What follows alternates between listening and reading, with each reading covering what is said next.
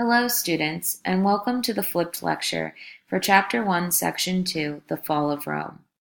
This is Mrs. Traquair, and today we will be investigating the causes to the end of the great Roman Empire and the indelible legacy it's left on the world.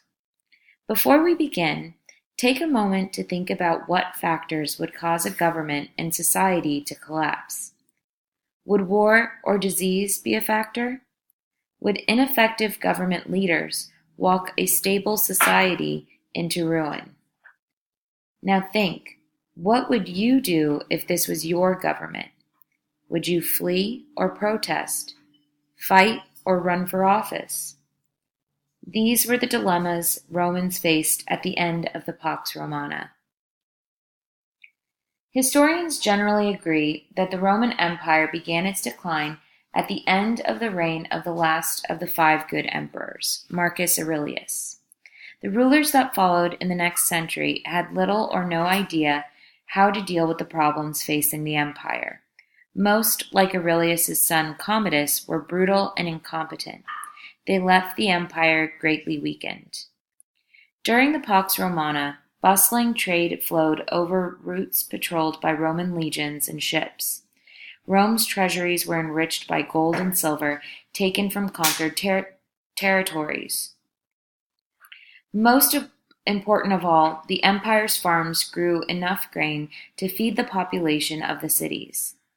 During the 3rd century CE, all three sources of prosperity evaporated. Desperate to pay its mounting expenses, including the rising cost of defense, the government raised taxes. It also started minting coins that contained less and less silver and gold. It hoped to create more money with the same amount of precious metal. However, the economy soon suffered from inflation, a drastic drop in the value of money coupled with a rise in prices. As money became more worthless, Romans began to barter or exchange goods without money. Hostile tribes outside the boundaries of the empire and pirates on the Mediterranean Sea disrupted trade. Frequent wars were costly. This spending drained the empire of gold and silver. Since the empire's expansion had come to an end, there were no new sources of precious metals. The empire's economic crisis was worsened by its growing military troubles.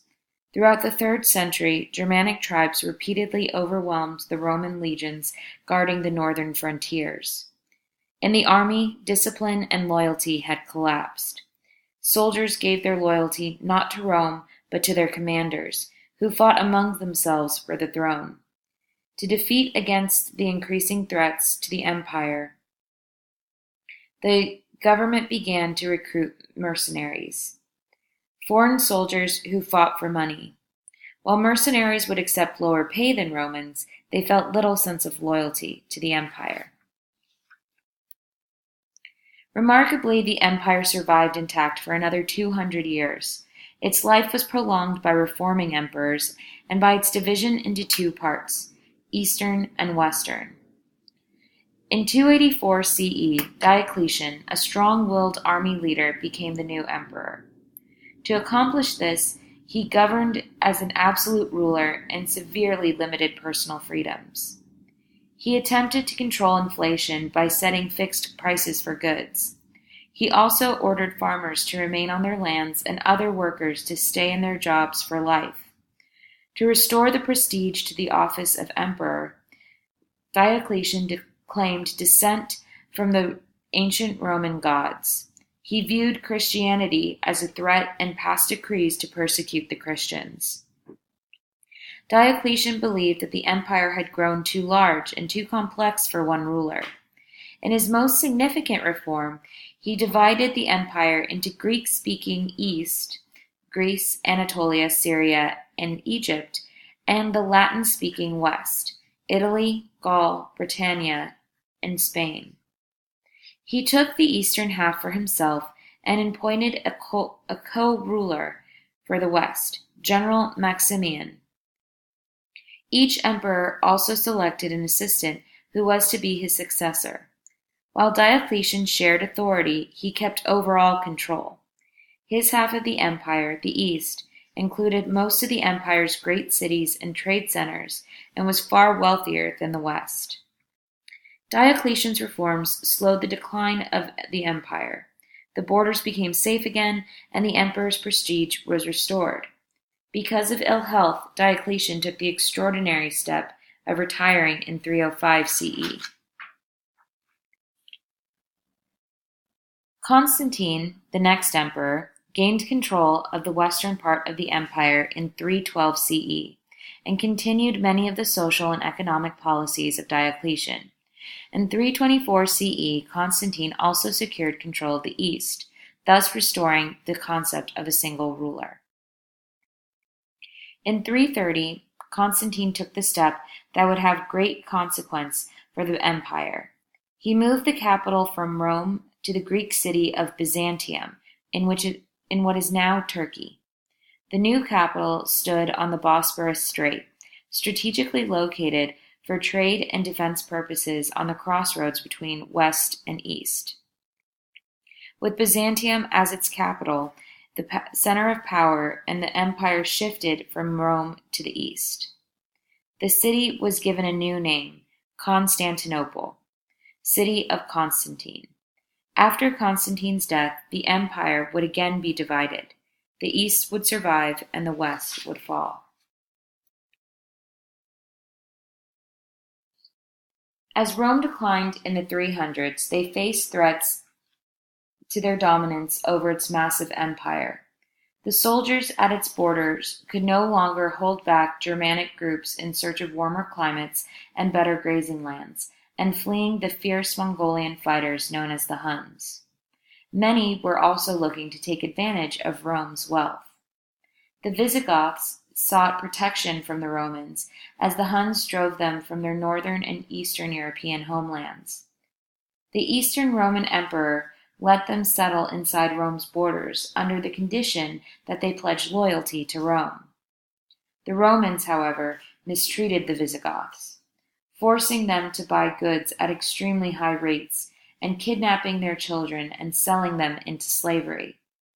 The Visigothic leader, Fritigern, had had enough, and in 378 he led his soldiers against the mighty Roman army.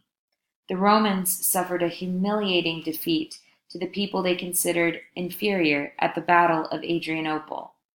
This defeat signaled to other Germanic tribes that Rome was no longer able to defend itself as it once had, and the floodgates to invasion opened up.